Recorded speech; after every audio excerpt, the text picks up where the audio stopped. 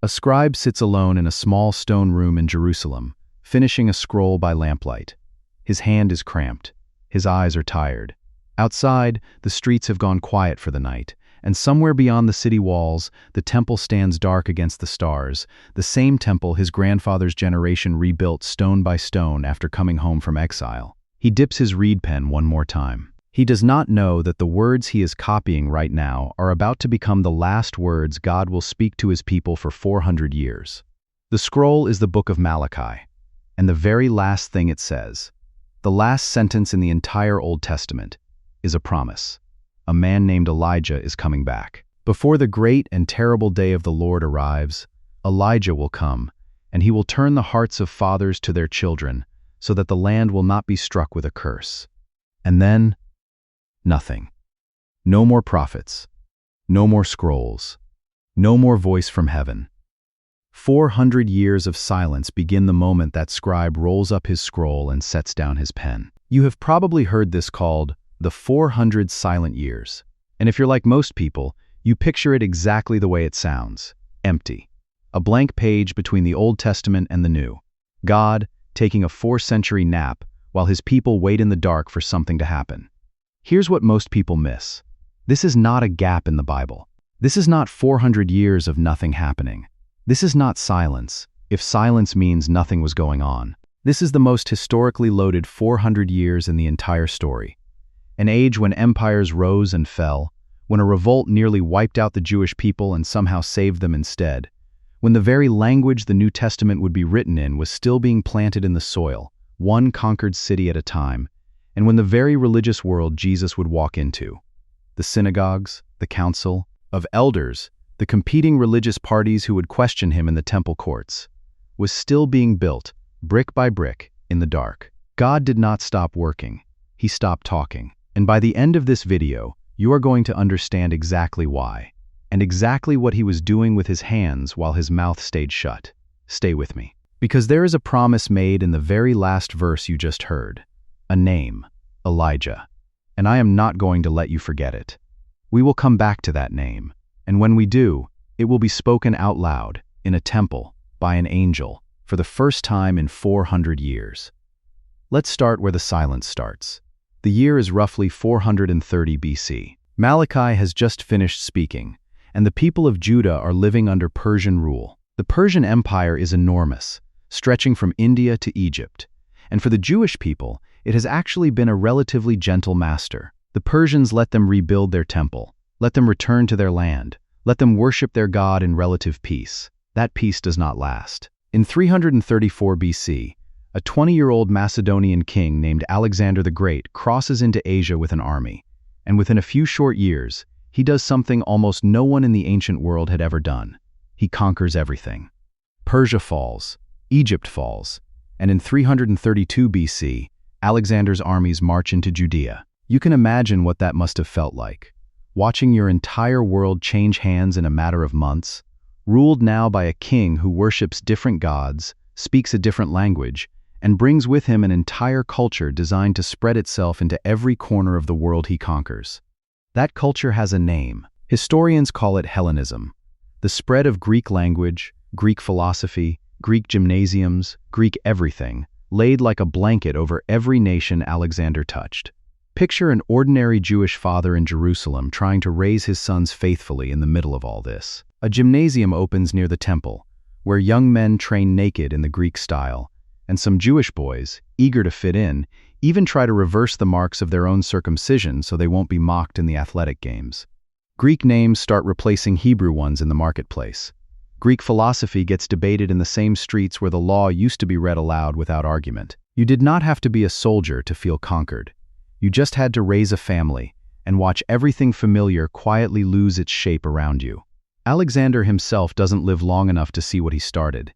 He dies in Babylon in 323 BC, only 32 years old, and his empire is torn apart by his own generals, fighting each other for the pieces. Judea ends up caught between two of those pieces, first ruled by the Ptolemies out of Egypt, then later by the Seleucids out of Syria. Different masters, same pressure. Become Greek, or become irrelevant. And here is where something remarkable happens, something you would never expect to save a nation's identity, but it does. By the middle of the 3rd century BC, so many Jewish families are living outside the land of Israel. Scattered across Egypt, across the Mediterranean, in a diaspora, a Greek word meaning a scattering, that an entire generation of Jewish children is growing up unable to read Hebrew. They speak Greek at home, they speak Greek in the marketplace. Their own scriptures, the words of Moses and the prophets, are locked in a language they can no longer understand. So, by tradition, a Greek king in Egypt named Ptolemy II Philadelphus commissions a project. 70 Jewish scholars, brought to the great library city of Alexandria, at the time the largest center of learning on earth, to translate the entire Hebrew Bible into Greek. The project becomes known as the Septuagint, from the Latin word for 70, and it takes years to complete, scholar by scholar, scroll by scroll, each translator working carefully through poetry, law, and prophecy that had never before existed in any language but Hebrew. Think about the weight of that moment. The sacred words of God, spoken first in Hebrew to Moses on a mountain, are now being carefully, painstakingly rendered into the common trade language of the empire that conquered them. It must have felt, to some of those scholars, like a kind of surrender, like losing something that could never be replaced. But here's the part nobody tells you. That Greek word, koine, meaning common, is about to become the single most important translation project in human history. Because 400 years later, when the apostles sit down to write the story of Jesus, they will not write in Hebrew. They will write in Koine Greek, the same common language spread by Alexander's conquest, the same language that a scattered, worried, displaced people once used just to keep their own scriptures alive. The empire that seemed to be erasing them was, without knowing it, building the exact road their message would one day travel down. If you're starting to see the pattern, every empire that swallows this small, stubborn nation ends up, in some strange way, preparing the ground for something none of them can see coming. You're exactly right, and it only gets stranger from here. If this kind of history is opening your eyes to how much is actually happening between the testaments, hit subscribe, because we are just getting started, and the next part of this story is the bloodiest and the most important. By 198 BC, control of Judea passes fully to the Seleucid Empire, ruled from Syria. And for a while, life continues. Then, in 175 BC, a new king takes the Seleucid throne. His name is Antiochus IV. He gives himself the title Epiphanes, meaning God manifest, because he believes, quite literally, that he is a God walking among men. Antiochus does not simply want to rule the Jewish people. He wants to erase what makes them Jewish. In 167 BC, Antiochus's soldiers march into Jerusalem and do something that had never happened before in the history of the temple. They enter the Holy of Holies, the innermost chamber, the place only the high priest was allowed to enter, and only once a year.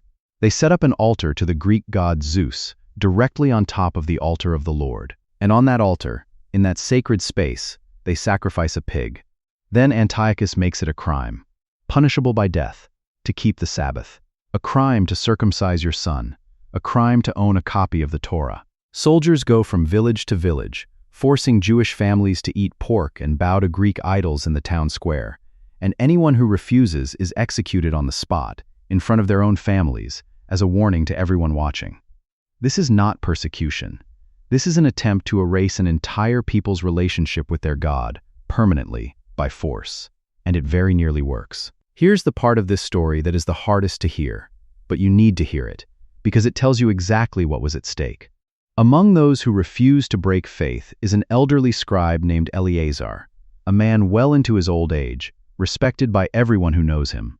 Soldiers try to force him to eat pork. His friends, who genuinely love him, quietly beg him to just pretend, to bring meat that only looks like pork, so he can save his life without technically breaking the law in his own heart. Eleazar refuses even that. He tells them that at his age, pretending to save his life would teach every young person watching that faithfulness is negotiable, and he will not be the one who teaches that lesson. He is killed for it. Around the same time, a mother and her 7 sons are arrested together and given the same choice, one son at a time, in front of each other. One by one, 6 of her sons refuse to dishonor their faith, and one by one, they are killed in front of their mother and their remaining brothers. When only the youngest is left, the king himself offers the boy wealth, power, anything he wants, if he will simply comply. The mother, who has already watched 6 of her children die, leans down and tells her last son, in her own language, not to be afraid.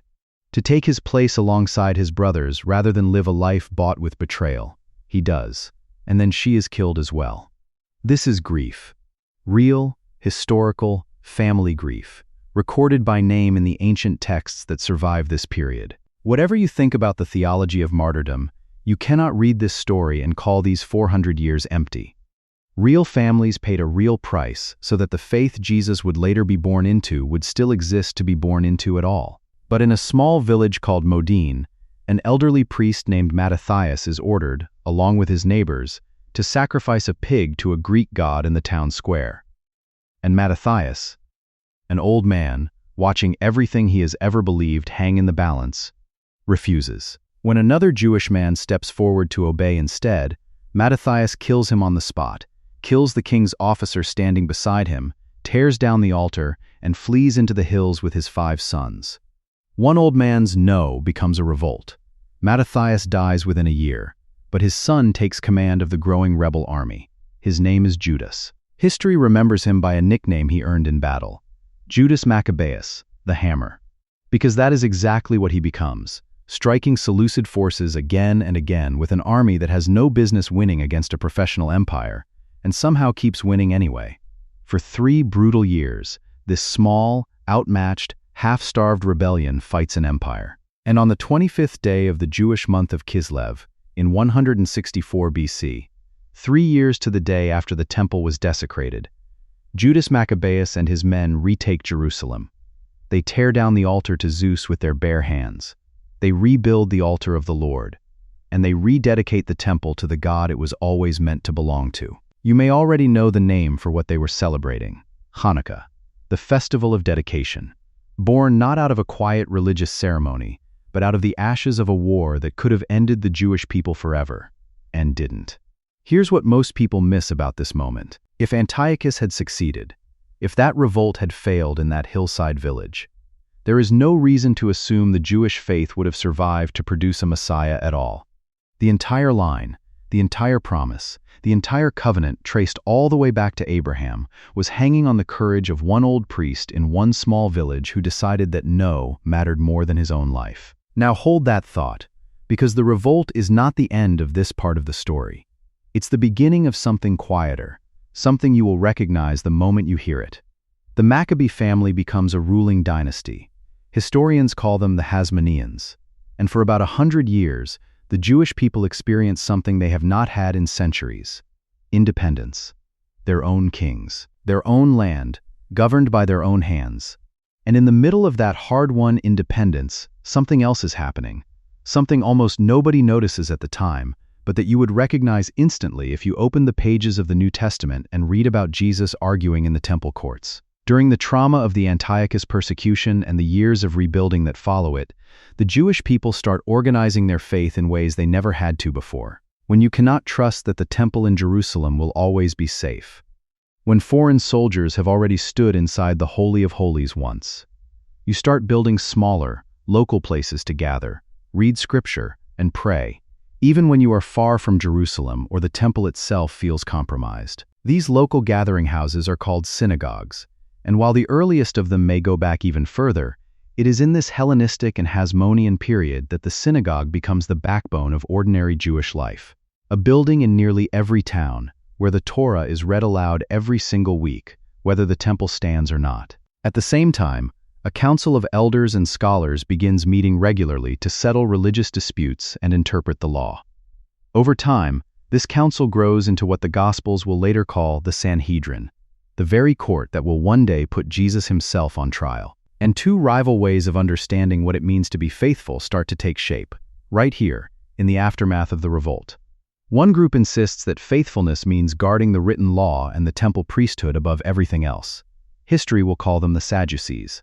Another group insists that faithfulness has to extend beyond the temple walls, into oral tradition, into the details of daily life, into the synagogue itself. History will call them the Pharisees. A third group becomes so convinced that the whole system has been corrupted that they walk away from Jerusalem entirely, out into the desert near the Dead Sea, to wait in isolation for God to finally act. The Pharisees, in particular, believe something that will matter enormously later. They believe faith can not only live inside the walls of one building in one city. It has to travel into homes, into synagogues, into the ordinary rhythm of an ordinary week, so that a Jewish family in Alexandria or Babylon, who may never see the temple in their entire lifetime, can still live out the covenant faithfully, wherever they are. That conviction, forged in the anxiety of this exact period, is the reason a synagogue will be standing and waiting, ready, in nearly every town Jesus ever walks into. None of these groups know it yet, but they are all quietly building the exact religious world a Galilean carpenter's son will walk into 400 years later. A world with synagogues in every town for him to teach in, a Sanhedrin to question him, Pharisees to challenge him, and Sadducees to conspire against him. The silence was not empty. It was under construction. Here's the part nobody tells you. It does not last. By 63 BC, two Hasmonean brothers are locked in a civil war over the throne, and both of them make the same catastrophic mistake. They each appeal to Rome for help, inviting the largest military power in the ancient world to come settle their family argument. A Roman general named Pompey marches into Jerusalem, ends the fighting, and simply does not leave. Pompey, curious about this strange, fiercely monotheistic religion he has just conquered, actually walks into the temple's Holy of Holies himself, the same forbidden inner chamber Antiochus once desecrated a century earlier. Jewish accounts record that he finds it empty. No idol, no image, nothing but bare stone and darkness. And by most accounts, he leaves it untouched, more puzzled than triumphant. Judea becomes a Roman territory, and in 37 BC, Rome installs a new king over the region, a shrewd, ruthless, endlessly ambitious man named Herod. History remembers him as Herod the Great, and he will still be sitting on that throne, decades later, when a group of foreign astrologers walk into his palace asking where they can find a child-born king of the Jews. Now, watch what happens next, because this is where everything the last 400 years has been quietly building suddenly, silently, clicks into place. Herod, whatever else you want to say about him, is an obsessive builder. And around 20 BC, he begins the largest construction project Jerusalem has ever seen. A total expansion and renovation of the Second Temple, the same temple rebuilt centuries earlier after the exile, the same temple Antiochus once defiled. Herod doubles the size of the Temple Mount. He builds retaining walls out of stones so massive that some of them weigh more than a fully loaded freight truck would today. He commissions courts, colonnades, and a sanctuary faced in white stone and gold, so bright that ancient writers describe it looking, from a distance, like a snow-covered mountain. Thousands of priests are specially trained just to lay the stones of the sanctuary itself, because no unauthorized hand is allowed to touch that part of the building. Herod does not do this out of devotion. Historians widely agree he does it for his own legacy and to win favor with the Jewish population. He rules but never fully trusts. But watch what happens anyway. A ruthless, paranoid, foreign-appointed king, driven by his own ego, ends up rebuilding the exact building where an angel is about to appear to a priest, where a baby will one day be presented as an infant, and where a 12-year-old boy will sit among the teachers, asking questions that leave them amazed. God does not need willing hands to build his stage. He will use the hands he has. Rome, the empire that will one day nail the Messiah to a cross, is also the empire that pays for a network of roads connecting the entire Mediterranean world. Roads that missionaries will walk on for the next 300 years. Rome enforces a fragile, brutal peace across the region, the Pax Romana, that makes travel safer than it has ever been in human history. The Greek language, spread first by Alexander 3 centuries earlier, is now so completely common that a letter written in Greek can be read and understood from Spain to Syria. And the synagogues, the Sanhedrin, the Pharisees and Sadducees, every piece of the religious world quietly assembled during the silence, is standing ready, in place, waiting. The roads are paved. The language is common. The religious structures are built. The scattered people are waiting. And in a small temple in Jerusalem, an elderly priest named Zechariah is standing at the altar of incense. the holiest task of his entire priestly career, a duty he may only perform once in his lifetime, when something happens that has not happened in 400 years. An angel appears. His name is Gabriel, and he tells Zechariah that he and his wife, both of them far too old for this kind of news, are going to have a son. And then Gabriel says something that should stop you cold if you remember how this video started. He will go before the Lord, Gabriel says, in the spirit and power of Elijah, to turn the hearts of the fathers to the children. That is not a coincidence. That is heaven picking up a sentence exactly where it left off 400 years earlier. The last word spoken in the Old Testament was Elijah. The first word spoken at the start of the New Testament, through an angel, is an explanation of that exact same name. Think about what that means. For 400 years, no prophet spoke. No new scroll was written. Empires rose. An entire nation nearly disappeared and then, through one old man's refusal, did not. Languages shifted. Roads were built. Synagogues filled with worshippers who had never once seen the temple. Kings came and went. And through every single one of those centuries, God had not forgotten a single word he said. He was not silent because he had stopped caring. He was silent the way someone is silent while they are quietly, patiently, working on something you cannot see yet. You know that feeling. Waiting for a phone call that does not come. Days pass. Weeks. Maybe longer than you expected, longer than feels fair, and you start to wonder if the person on the other end has simply forgotten you exist. And then one day, without warning, the phone rings, and the voice on the other end picks up the conversation exactly where you left it off, like no time passed at all for them, even though it felt like forever for you. You do not stay angry at that silence forever, either. Not really. Because the moment the call finally comes, the years of waiting almost stop mattering. The relief outweighs the wait. That is what 400 years of silence looked like from heaven's side. Let that settle for a second before we close. 400 years is not a short wait. It is longer than the entire history of the United States. It is roughly the same span of time separating you from the Pilgrims landing at Plymouth Rock. Entire generations of faithful Jewish families were born, grew old, and died during this silence, having never once heard a prophet speak, never once seen a new page of scripture written, trusting a promise they would not live to see kept. That is not a footnote. That is the quiet, unglamorous backbone of what faith actually costs. So here is what you need to walk away with. First, the truth.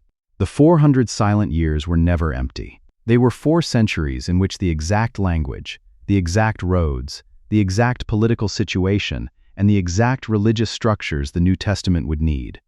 The synagogues, the Sanhedrin, the very parties who would argue with Jesus in the temple courts, were all being assembled, piece by piece, empire by empire, by a God who was never actually looking away. Second, what that means for you. If God has gone quiet in your own life right now, if you are in a season where the prayers feel unanswered and the silence feels like abandonment, this history should change how you read that silence. Silence is not the same thing as absence. Sometimes the quietest seasons are the ones where the most is actually being built, out of sight, on your behalf. And third, the part I want you to sit with. The very first words spoken in the New Testament are not a rebuke. They are not a warning. They are a promise, kept, word for word, exactly the way it was spoken 400 years earlier, to a people who had almost given up hoping it ever would be. So tell me, of everything in these 400 years, the revolt, the roads, the language, the rise of the synagogue, the angel in the temple, which part of this silent history surprised you the most? Put it in the comments. I read everyone. Because here is the truth this whole story leaves you with. Heaven's silence was never heaven's absence. And if he remembered a promise for 400 years, he has not forgotten yours either.